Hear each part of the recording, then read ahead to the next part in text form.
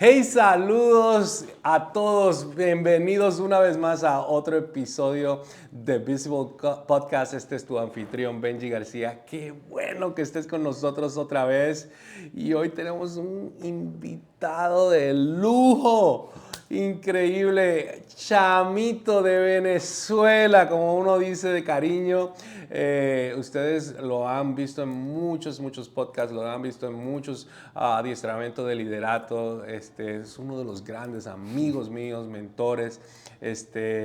Pastor ahora en Orlando, estuvo en Venezuela por muchos años y ahora acá está en los Estados Unidos de la Iglesia Global. Qué bueno presentar. Y no me pagó ni un centavo por decir todo esto. Mi amigo, mi hermano del alma, José Rea. Gracias, Qué bueno Benji. que estás con nosotros, José. Gracias. Y espero que no le digas eso a todos. ¿Okay? No, si tú supieras que, pues, un poquito más bajito. Depende cuánto hayan pagado. Es como los intros. Qué bueno que estés acá. Gracias a ti por la invitación. En Dallas, Texas, y con muchos amigos y bueno, hemos compartido en muchas ocasiones. Así es. Pero en el día de hoy nos tocó hablar como si estuviéramos en casa. Esta es tu casa, este es un lugar en donde nosotros queremos hacer al Dios invisible visible, pero la gente, les cuento a todos que no ven lo que pasa tras bastidores, que no ven.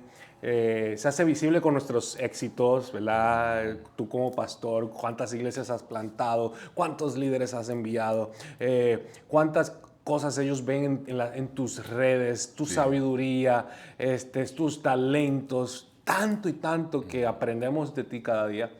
Y cuando nos sentamos aquí, lo que yo quiero que es la visión de este podcast, es que la gente vea lo que nadie ve, pero que les gustaría ver. Yo siempre le digo a los que son pastores de jóvenes, los jóvenes les gusta ver los reality TV por alguna razón. O sea, cómo se hizo el make-off de la película, el cómo se hizo la película. Y yo creo que nosotros los líderes cristianos debemos hacer un poquito más de reality TV. O sea, ¿qué pasa detrás del stage antes de ir a predicar? ¿Has peleado antes de ir a predicar? Sí, ¿Alguna ocasión? creo que todos hemos tenido esa experiencia. ¿No? ¿Alguna vez antes, 3 segundos antes y difícil. tu esposa te dice, ¿sabes que no te mereces predicar? Bueno, yo no estoy diciendo que me haya pasado a mí, ¿verdad? Pero cosas así que a veces uno dice, si las cuento, nadie me las cree. Pero hay mucha gente que le gustaría escuchar esas cosas. Cuéntame un poquito de ti, qué estás haciendo ahora y después entramos a esa dinámica. Eso. Sí, bueno, estamos plantando ya desde hace un tiempo en Orlando, Global. Nuestra iglesia está en Venezuela y ahora estamos plantando en Madrid. También tenemos una iglesia online que está muchas familias en distintas partes del mundo. Queremos comenzar en Carolina del Norte, en Raleigh. Tenemos 20 familias allí. Entonces, estamos como en ese proceso de expansión. Y bueno, feliz de ver a los hijos crecer. Yo y sé que avanzar también. Andrés está grande también. Sí, así es. Y las chicas que están ahora mismo, para los que no saben, nosotros venimos a Dallas para llevar a nuestros hijos a un campamento de hijos de pastores. Sí, sí, sí. Y para después nosotros también descansar. Bueno, no estamos descansando, somos workaholics, ¿verdad? Sí. Qué bueno, qué bueno. Y obviamente con tu esposa, Yesenia, ¿cuántos años tienes de casado? Nosotros tenemos 28 años de casados. Pero usted es demasiado joven. Sí, sí, él ha servido a hacer algunas cositas. Ajá. Sí. Dejaste los carbohidratos, dejaste el azúcar. Ajá, dejé los carbohidratos, dejé el azúcar, ahí manteniendo disciplina. Para que sepan, José es una de las razones, muchos no saben esto, bueno, han visto las fotos de que he perdido 100 libras, pero José es una de las razones por la cual me he motivado a tener una vida saludable, no a perder libras, sino a tener una vida saludable. Claro. Y tener un estilo nuevo de vida. Y fue dejando esos dos elementos que impulsan tu insulina al otro nivel. Pero no hablemos de eso, porque no quiero hacer a nadie sentir culpable en el día de hoy. Pero sí, gracias por esa motivación, porque siempre nos han motivado a poder tener una vida mucho más balanceada. Así es. Y tu esposita, que juntos son amigas con mi esposa y hacen travesuras juntas. Estaban en Miami recientemente. Así es, en un congreso de mujeres allá. Y nosotros como que tenemos que hacer algo más. También, más, claro, o sea, hay que irnos, salir. irnos y, Sí, ok, ustedes se sí, encargan de las así niñas es. y todo eso, y Eso. lo de los niños y nosotros no. ¿Qué te parece? Claro, hay que hacerlo. ¿Nos van a dejar? No Una creo. salida. Hay Bueno, que negociarlo, hay con que tiempo. poner vamos a hacer un FaceTime y por lo menos hacer la cucharita que dice mi mamá, por favor, por favor. Bueno, José, esto es verdad, ¿verdad? Los líderes tendemos a tener a proteger una imagen. Sí, claro, Y no los culpo. claro, No los culpo. Mucha gente herida, muchos líderes heridos claro. y a veces se aprovechan de esas debilidades. Pero Pablo, por cierta razón, él predica desde esa debilidad. Su fortaleza es su debilidad. Sí, Su herramienta es su debilidad. Su estilo de predicar es usando su debilidad. claro. ¿Y cuán difícil es eso? Sí, yo creo que, claro, hay que hacer la diferenciación entre los defectos del carácter y las debilidades, Wow. ¿verdad? Porque el defecto de carácter es algo que tú tienes que erradicar de tu vida. La debilidad es algo que no podrás erradicar de tu vida. Que no se puede ir. Exacto. Por ejemplo, una situación física. No puedo ver bien, no puedo caminar bien, o tengo una enfermedad, o una situación mental diagnosticada. Mira, yo soy disléxico, o tengo un problema en el habla, ¿me entiendes? Y Pablo está hablando allí, ¿verdad? Cuando soy débil, y su debilidad es que él no podía ver. Por eso en una carta dice, mira, les escribo con letras grandes, y le dice a los de Gálatas, mire, si hubiese sido por ustedes me hubiesen dado sus ojos. Entonces como que los estudios muestran, no, quizá había un problema ahí en la vista de Pablo, y recuerda cuando él fue camino a Damasco y se encuentra con Dios, dice que estuvo ciego, quizá ahí vinieron consecuencias producto de eso. Productos de eso. Y están los defectos del carácter, que son esas cosas donde yo tengo que trabajar. ¿Ok? Ahora, algo interesante también es que nuestras debilidades, esas cosas que yo no puedo cambiar, que tienen que ver con mi personalidad, que tienen que ver con algo que está físicamente en mí, tienen que ver con cosas que incluso pueden ser fuertes en mí. Y que a la larga se convierten, cuando las exagero, en una debilidad. Por ejemplo, si yo soy muy determinado, mi debilidad puede ser que soy terco, ¿verdad? Que puede que alguien me advierta algo Y no le hagas caso. y no le haga caso. Entonces, algo que es una fortaleza, determinación, y que es una gran virtud, debería ser acompañado con humildad, para que eso no te arrastre a otra cosa, ¿no? Entonces son asuntos que hay que pensarlo bien.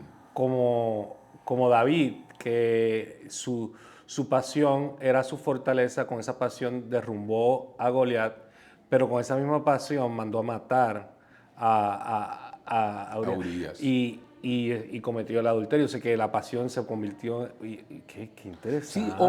o pensemos en esto, ¿no? Interesante. Nuestro mayor deseo es trabajar, producir, hacer lo máximo, impactar al mundo, pero ¿qué tal si haciéndolo descuidamos a nuestra familia? Claro. Descuidamos a nuestros hijos, los echamos a un lado. ¿Y cuántas historias hemos oído de hijos de pastores o hijos de cantantes cristianos que dicen, no, mira, mientras mi papá, todo el mundo lo estaba aplaudiendo, yo estaba en casa celebrando mi cumpleaños solo, mi papá nunca estuvo en mi cumpleaños. Entonces cuando tú escuchas esas historias, tú dices, wow, cómo una fortaleza, que es la determinación de dejar una huella en el mundo, se convirtió en la debilidad de perder el corazón de sus hijos. Ahora, yo te voy a hacer una pregunta que en cuanto a lo que estoy entendiendo y que estás hablando, que tú lo que tratas de trabajar es tu carácter. ¿Cómo ese carácter que tú ayudas, que tú trabajas, que tú haces crecer, que tú lo entrenas, te ayuda a enfrentar la debilidad? Porque, pues, por ejemplo, eso mismo, para la debilidad nunca se va a ir, pues necesitas el carácter.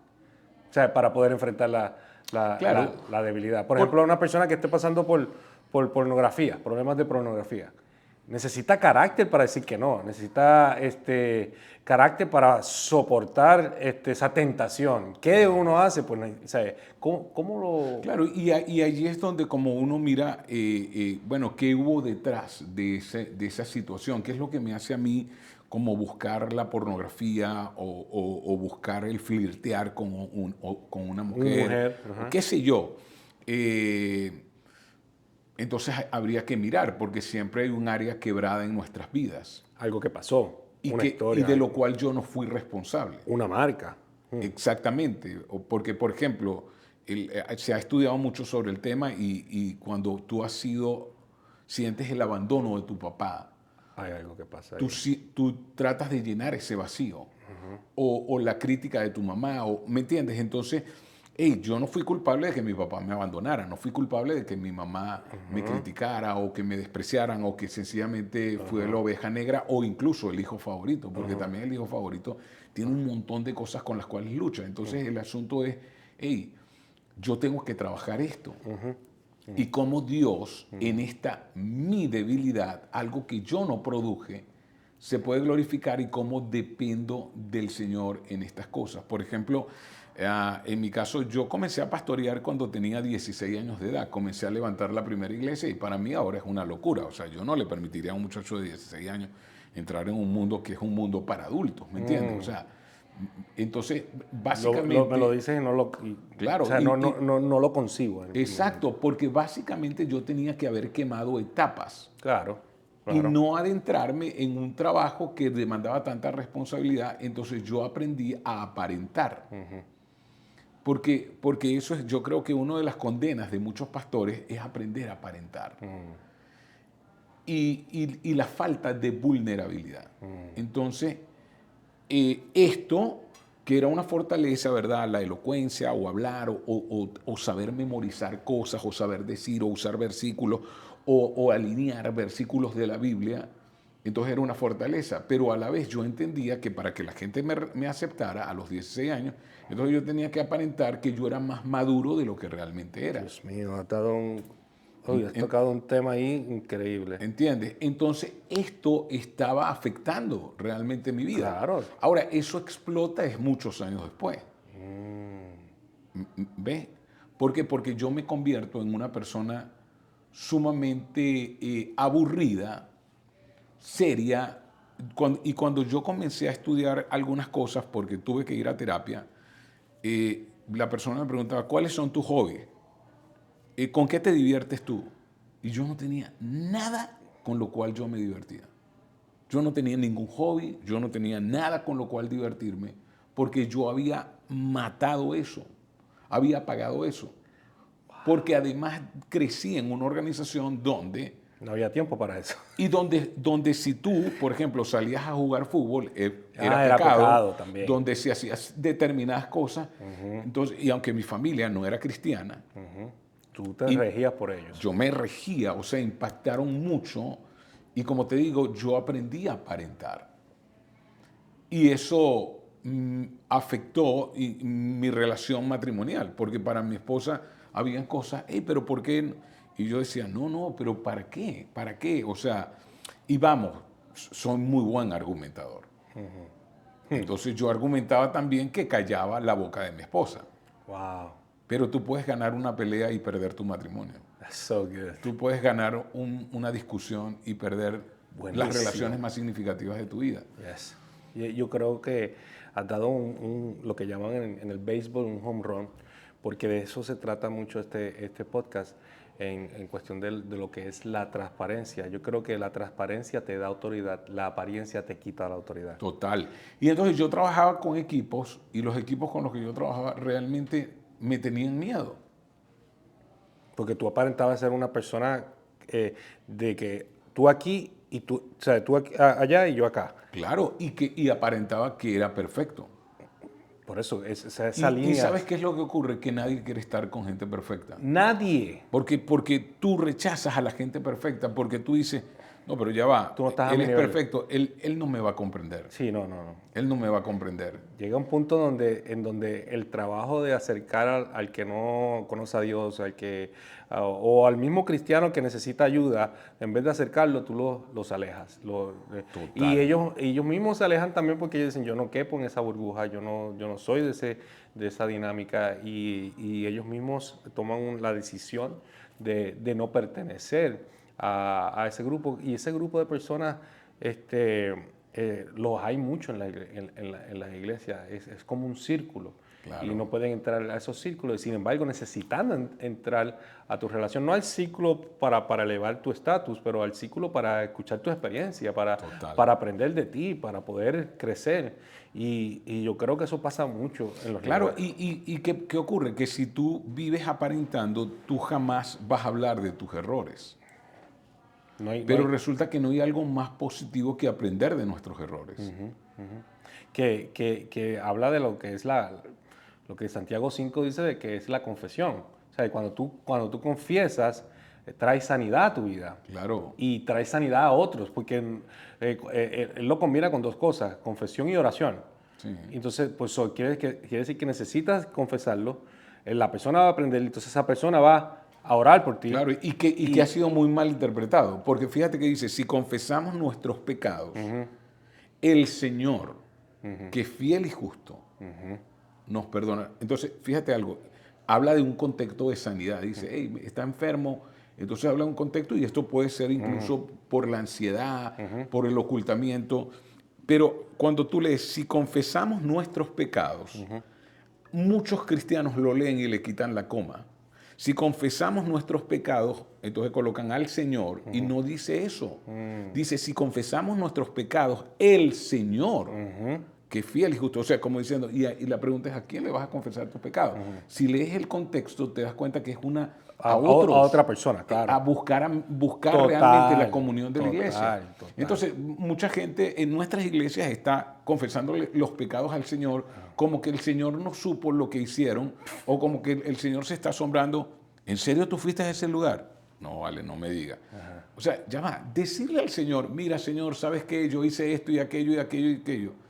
Si tú te pones a evaluarlo, lógicamente, no tiene sentido. Claro. La confesión solo tiene sentido cuando tú lo hablas, incluso a la persona a la cual más ofendiste con tu actuación, participación, porque solo así sabrás la magnitud del pecado. Entonces, como te digo, esto eran cosas, y hablando de eso, por ejemplo, fíjate, yo, cosas que nos ocurrieron habiéndonos venido a Estados Unidos. La inmigración saca muchas cosas de ti. Es un paso muy grande que tú das en la vida. Entonces, bueno, nosotros, una de las cosas que más me preocupaba era el sostenimiento de mi familia, porque cuando tú vienes y estás plantando una iglesia, la iglesia no tiene los fondos como para sostenerte, y yo que venía de Venezuela, un país completamente quebrado, cuando al cambio lo que a mí me daban allá, cuando lo cambiaba aquí, resultaba que eran solo $1,000, y tenías un presupuesto con 4 hijos, con tu esposa, de unos $6,000, que entonces, claro, tú... yo tenía que estar pensando en mi sostenimiento económico. Entonces, en medio de eso, comencé a hacer negocios, me metí en el mundo de las ventas, buscar personas, comenzamos con una fábrica de chocolate, tal. Luego, entonces, vendí mi casa en Venezuela. Y resulta que para traer los dólares tenías que cambiar, y en ese momento era ilegal cambiar. Fue una persona, le di el dinero de mi casa y resulta que esa persona me robó. Nunca me mandó los dólares y no había manera de demandar porque era un mercado negro. ¿Sabes qué ocurrió? Me sentí tan mal porque yo dije, ¿cómo puede ser que yo haya perdido lo que yo invertí toda mi vida para construir? Sentí que ahora no tenía casa, que no tenía dinero, porque también había perdido otra parte que había traído en negocios que no funcionaron. Y tú sabes que fue difícil para mí decírselo a mi esposa. Y yo había noches que yo no dormía. Literalmente. Y eso trajo un distanciamiento tan grande porque la mujer, increíblemente, conecta con su cerebro. Los cerebros de un hombre y una mujer son tan diferentes, ¿no? Y el cuerpo calloso de la mujer es más grande, ella piensa con los dos hemisferios, ese es otro tema. Pero el punto es que ella sí sabía que algo estaba pasando.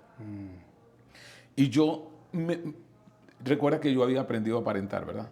Claro. Entonces yo estaba esforzándome por mostrar, no, tranquila, no, bueno, quizá el cambio, esto, aquello, o esta preocupación o aquella, pero no, yo decía, ¿cómo yo le digo a mi esposa que yo perdí? Hey, te estoy hablando que perdí por lo menos $100,000. Y yo decía, Dios mío, que se fueron a la nada.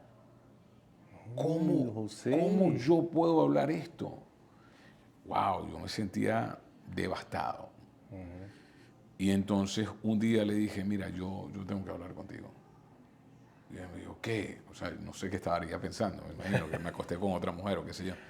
Probablemente es lo primero que... Entonces yo le dije, mira, pasó esto, esto y esto, y yo quiero que tú sepas, nos quedamos sin nada. Y ella me dijo, pero ¿cómo fue? Pero ya va, pero... Mira, muchas cosas aprendí. Aprendí que hay que hablar rápido. Yo me estaba consumiendo. ¿Cuánto te tardaste en decir Como eso? un año. Un año, es un buen detalle. Pero fíjate que eso nos llevó a terapia. ¿Ok? O sea, yo había sido tan bueno en muchas cosas que yo me automedicaba, que yo, tú sabes, medicando en el sentido emocional, ¿no? Sí. Yo mismo siempre he leído, investigado, me encanta la investigación, pero wow, descubrí que no, que yo tenía que hablar con alguien. Hablé con mis superiores, les conté, mira, está pasando esto. Eso había traído situaciones porque yo estaba... El asunto con esto es que yo estaba ensimismado, me había abstraído, pero yo no me daba cuenta. Y me había desconectado de mis hijos, de mi esposa, durante ese año. Y eso es muy malo, ¿entiendes? Entonces me recomendaron un psicólogo cristiano y fui con mi esposa y él comenzó a trabajar asuntos de mi pasado. Y lo que te decía, yo había comenzado a pastorear a los 16 años. Se me había entregado algo que a esa edad no debería recibirlo. Jamás. Nadie. Y eso es lo que, el resultado, ese es el resultado que obtuvo años. ¿Cuántos años después pasa esto? Uf, imagínate, eso ocurre unos 20 y tantos años. Eso quiere decir que cosas que nos pasan 20, 30 años atrás todavía pueden tener repercusiones, claro, 30 sí. años luego. Sí, recuerda, lo que hoy es tu presente, un día será tu pasado y volverá a tu futuro. Lo que hoy es tu presente, un día volverá a tu pasado, será tu pasado, pero volverá a tu futuro. Claro. Entonces vuelve. Todas esas cosas que no tratas, vuelven. Todas las cosas que no dices, vuelven. Estamos tan enfermos como nuestro secreto. Por eso, y yo estaba mega enfermo porque tenía un secreto ahí. Es una vida aparentando, José. Claro. Eso es lo que llaman las raíces de amargura, que a veces no tiene que ser... O sea, mucha gente a lo mejor podrá ver esto como, un abuso, alguien me tocó, pero hay tantas otras cosas, otras vertientes que pueden afectar emocionalmente que no necesariamente tienen que ser con tu sexualidad. Total. Pero alguien puede traumar tu mente de una manera a tan corta edad que puede durarte por el resto de tu vida. Exactamente. Y que se convierte en una personalidad. Y tú dices, así soy yo, pero eso tuvo una razón de ser, eso tuvo salió de algún lado. Claro. Sí, por eso a mí siempre me gusta enseñar y recordarme a mí mismo que yo no soy, que el único que es Dios, porque Él le dijo a Moisés, yo soy el que soy. Pero y solo Jesucristo dijo, yo soy. Y creo que es un concepto que los hebreos entendieron muy bien, ¿no? Él es quien es, él es el yo soy, el gran yo soy. Nosotros no somos, nosotros estamos siendo. Y eso abre una puerta a los cambios. Yo no soy, yo estoy siendo. Yo estoy siendo, mira, ¿y quién eres? bueno, soy un hijo de Dios, eso es lo único pero estoy siendo ahora pastor, estoy siendo papá, estoy siendo, porque a la larga eso cambia. Somos obras en proceso. ¿Entiendes? Eso cambia, la vida tiene su giro, hoy eres papá, pero mañana todos tus hijos crecen y se van, te queda el título, pero no te quedan las funciones, hoy estás pastoreando, hoy eres pastor, pero ¿qué tal si mañana ya sencillamente vas a otra posición? Si mañana te dedicas a hacer podcast. Exacto, sí, como que entonces el anclarse en es que yo soy, no, tú no eres, tú estás siendo igual, en personalidad, en lo que sea, yo estoy siendo. Tenemos que tener mucho cuidado en lo que nosotros declaramos. Ahora, ¿qué pasó con Yesenia? ¿Qué dijo después No, cómo lo tomó? Sí, cómo eso es algo muy matrimonio? interesante porque tú crees y ese era el miedo, ¿no? Oye, me van a condenar y el temor a equivocarse. Recuerda, yo no aceptaba equivocaciones en la vida. Sí, yo había enseñado sobre finanzas, sí, yo había enseñado un montón de cosas porque nosotros como pastores, ¿cuántos enseñamos? Tenemos tantos domingos al año que enseñamos y enseñamos. Y luego, qué rudo es caer en los mismos errores de cosas que tú estás enseñando. ¿Entiendes? Entonces, pero vi la gracia del Señor a través de Yesenia. Y bueno, mira, el Señor nos trajo a este país, el Señor nos va a levantar, nos va a prosperar. Comprendo, qué malo. Y de verdad, la gracia, Dios nos muestra la gracia a través de las personas que nos aman también. Entonces sales de ese estado de culpa, que es el oculto, y de vergüenza, que es el público. Entonces ya no sentía vergüenza porque lo había confesado. Y comencé a trabajar entonces con mi culpa, a entender, había pasado y tenía que echar para adelante, tenía que levantarme, qué podía aprender de los errores y sobre todo entonces mirar el por qué había llegado hasta allí. Y eso fue esas conversaciones con mis amigos, mis mentores, el terapeuta, y de verdad que entonces comencé a mirar que sí, que estaba bien tener hobbies, que, ¿me entiendes? Que muchas cosas de las que me había privado, que no eran pecaminosas en lo absoluto, que tenían que ver con que yo sentía que estaba perdiendo el tiempo, la vida. Incluso yo ni siquiera hacía ejercicio. O sea, tenía un poco de conceptos, pero que aunque yo decía, no, sí, eso se puede hacer, en el fondo yo iba a mi pasado y eso se quedó arraigado ahí. 2 preguntas. Número 1, ¿todavía o en algún momento dado le reclamas a aquella persona o a aquellas personas que te indujeron a ser pastor a temprana edad? Número 1, o sea, le guardas como un tipo de que, lo que ustedes hicieron en mí. Número 2, ¿te arrepientes de haber caminado a esa edad o de haber tomado esa decisión tan temprano a esa edad? Son 2 preguntas que a veces como nosotros como líderes después de mucho tiempo decimos, ¿qué tal si hubiese pasado esto? ¿Qué tal? Y a veces dicen, a los líderes nunca dicen eso porque ellos saben que todo obra para bien y que era la voluntad de Dios y que yo tenía que aprender a la mala y no le damos espacio a esa humanidad a hacernos preguntas. El mismo Jesús en la cruz del Calvario preguntó, hizo preguntas. Sí, creo que todo eso me ayuda a cuestionar incluso la iglesia, a cuestionar cómo hemos hecho iglesia durante años, ¿okay? Porque yo durante muchos años hice iglesias para la gente de la iglesia y se me olvidó la gente de afuera. Se me olvidaba aquellos que venían por primera vez y cómo se siente una persona cuando viene por primera vez. Algo que se nos olvida continuamente.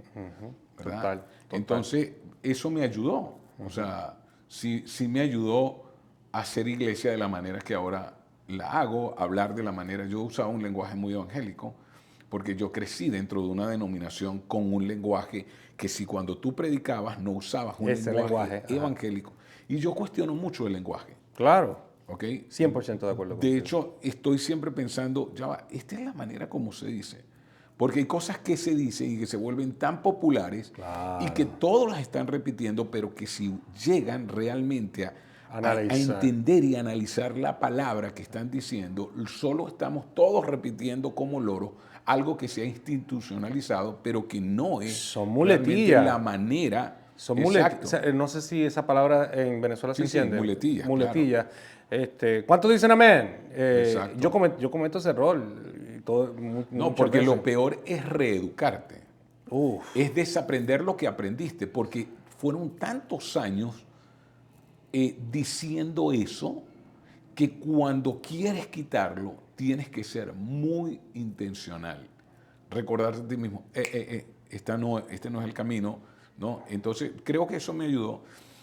No recrimino porque yo creo que todos estábamos como en la misma ignorancia, ¿no?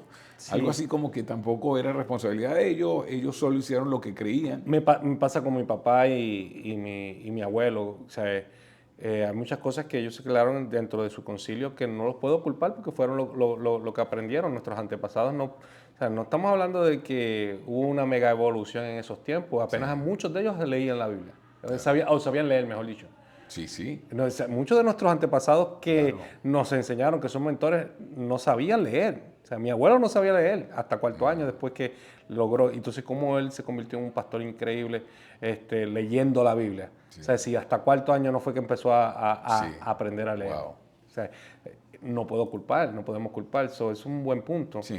Pero a la misma vez te ayudó entonces a canalizar ese coraje, se pudiera decir, o Sí. una tensión ahí, hay una Sí, tensión.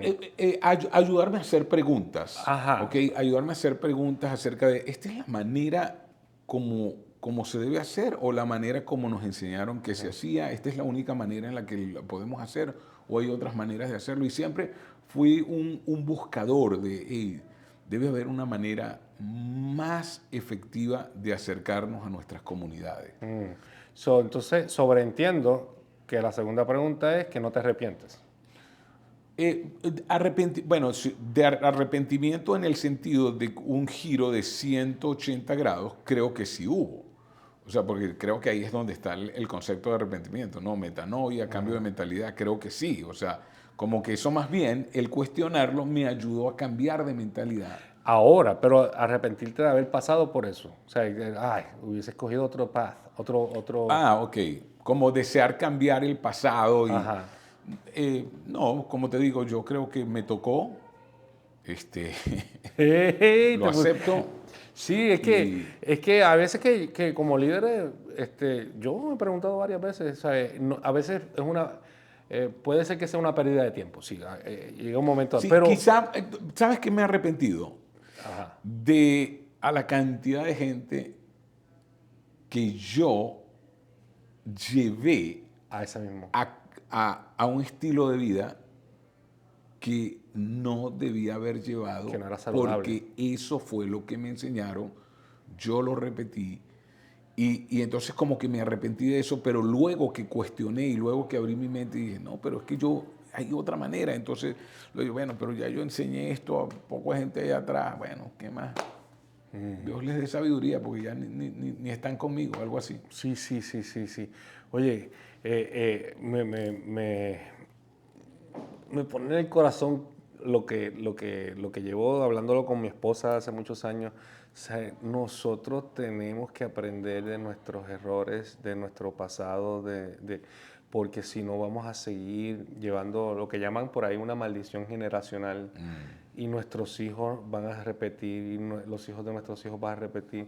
Y es hora de que esta línea de liderato, esta generación nueva de pastores se pare en brecha y pueda entender realmente, como que sentarse a ver la línea del tiempo. Esto pasó de aquí a aquí y esto paró, esto tiene que parar aquí para poder continuar, porque nosotros no vamos a llegarle a todo el mundo. Pero si esto le puede llegar a alguien, realmente, si tú quieres tener resultados que nunca has tenido, vas a tener que hacer cosas que nunca habías hecho. Y una de esas es ser transparente y ser honesto. Claro. La hipocresía mata el liderato. Totalmente, sí, la vulnerabilidad y incluso enseñar desde la vulnerabilidad y nuestros equipos van a ser incluso más vulnerables si nosotros nos atrevemos a hablar de nuestros errores. ¿Ok? Y hay un miedo en eso porque muchos líderes piensan que ser vulnerable nos quita autoridad y que tener un título nos da autoridad. Hay que tener mucho cuidado con eso. El título no te da autoridad. El título lo que debe hacer es dejarte saber cuál es tu job description. Claro. Y yo lo que creo es que cuando tú puedes hablar de tus errores, lo bueno es que aprendes de ellos y no tienes por qué ir al precipicio. Cuando tú miras, porque ahorita sí vamos a estar claros, estamos en una cultura de cancelación.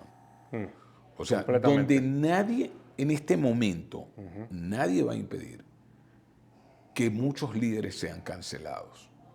Y cancelados quiere decir cancelados. O sea, que nadie va a creer en ellos. Que cuando quieran levantar la cabeza, van a venir otros y lo van a dar. ¿Por qué? Porque eso es lo que crea la Internet. O sea, la Internet está creando una cultura de cancelación. Entonces, ¿dónde está el punto? Hablar de nuestros errores nos impide ir al precipicio. Wow. ¿Entiendes? Porque también debemos entender que hay mucha gente que sí, ya no pueden hablar de los errores. Claro, porque ya están cuando tú expones, le quitas toda la herramienta al enemigo. Cuando tú expones. De hecho, por eso es que Adán y Eva estaban desnudos porque ellos estaban expuestos ya. Una vez que empiezan que se comete el error, y ahí es que empiezan a taparse.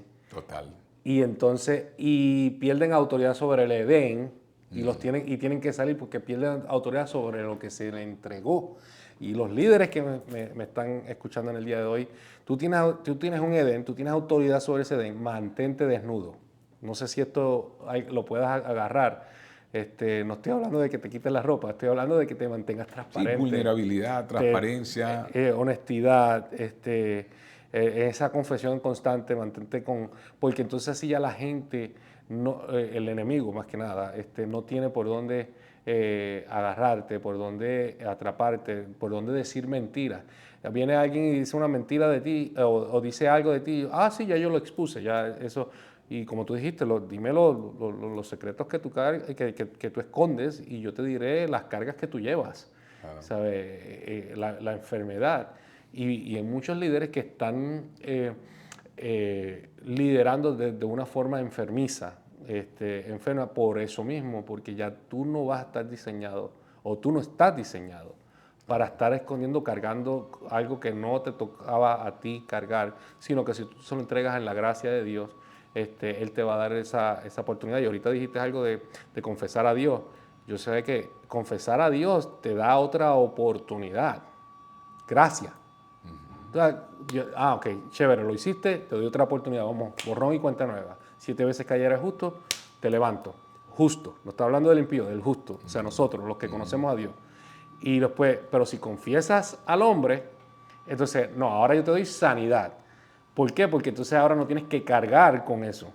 Esa sanidad es no cargar con algo que no te correspondía cargar. No sé si hace sentido. Y los líderes tenemos que estar lo más libre posible para poder seguir caminando en la jornada, porque mientras más cargamos, menos caminamos. Claro, y que si, fíjate algo interesante que yo he visto en la confesión, que si yo todo el tiempo confieso lo mismo a una persona, mira lo importante que es confesar a las personas.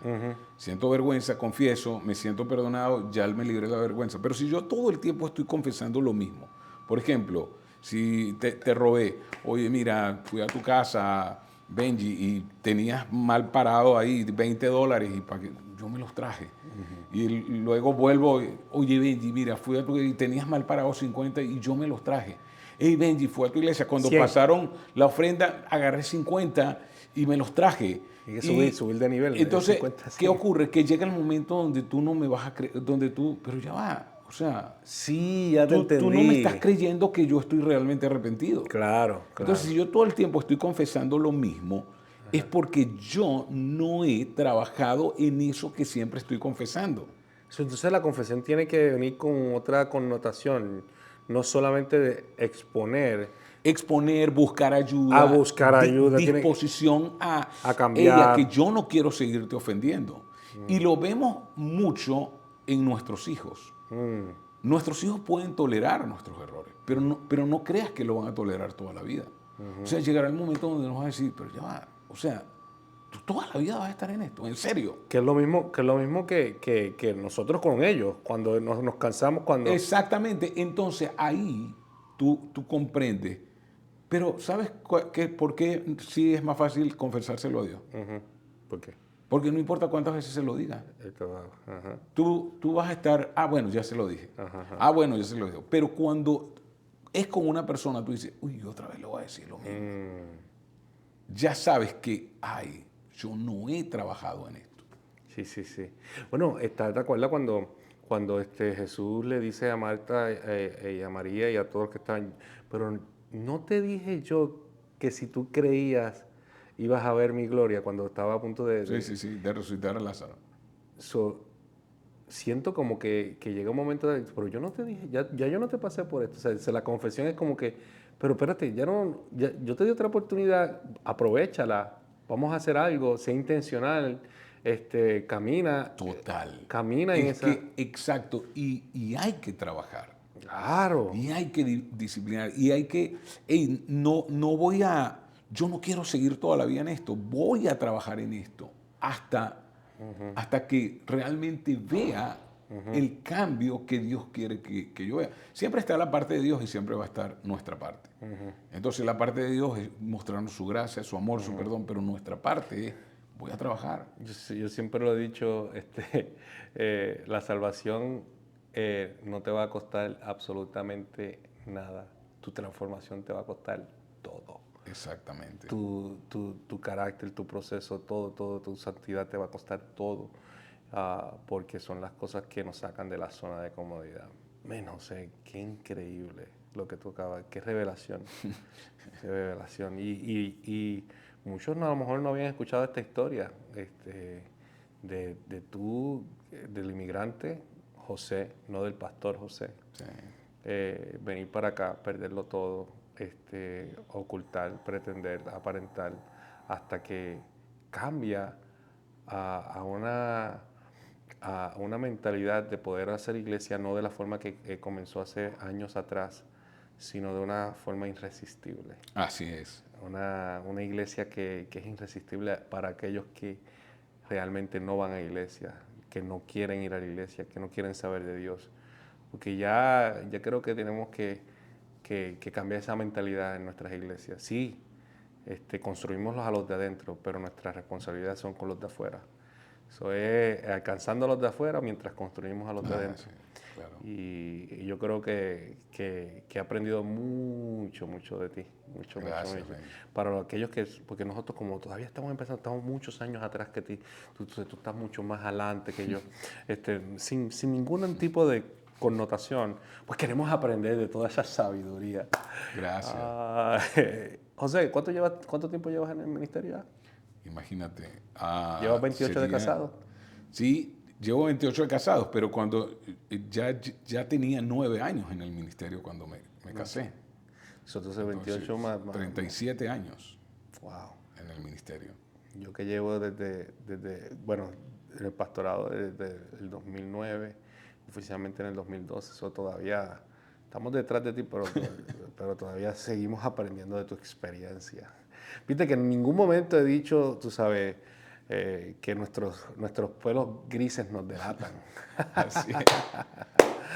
José, gracias por tu tiempo hoy, de verdad que ha sido un honor. Tenemos que hacer uno de liderato, Claro. hablar de plantar iglesias, hablar de las cosas que estos líderes, que se puede, mi gente, se puede plantar en estos tiempos. Y es difícil, pero si cambiamos los métodos y a lo mejor no utilices esos métodos que no dan tantos resultados. Y fíjate que dije tanto porque dan algunos resultados, cada cual tiene su estilo, pero si quieres realmente tener resultados diferentes, tienes que hacer cosas diferentes. Hagamos otro podcast con esos atributos y esas cositas que esta generación está buscando, porque necesitamos más líderes. Claro que sí. Y si ven un formato de liderato, de pastorado, que no es tan atractivo, a lo mejor no van a querer a ser pastor o tener esa meta, pero si se lo presentamos de una forma que hey, es tangible, es intencional, se puede, es contemporáneo y es la manera que Cristo ve, yo creo que vamos a obtener más líderes caminando en el pastorado, ¿te parece? Claro que sí, cuenta conmigo. Bueno, pues ahí lo damos. Gracias Hermano. un millón. Ay, José, el gran José Rea, pastor, amigo, mentor. Qué bueno poderlo tener con nosotros y ustedes, gracias por estar con nosotros en este episodio tan hermoso. Escríbenos tus comentarios, escríbenos en mensajes en privado, dale ese botoncito rojo que dice suscríbete y comparte estas historias que a lo mejor pueden hacer al Dios invisible visible a otras personas. Así que hasta la próxima, te bendiga, chao.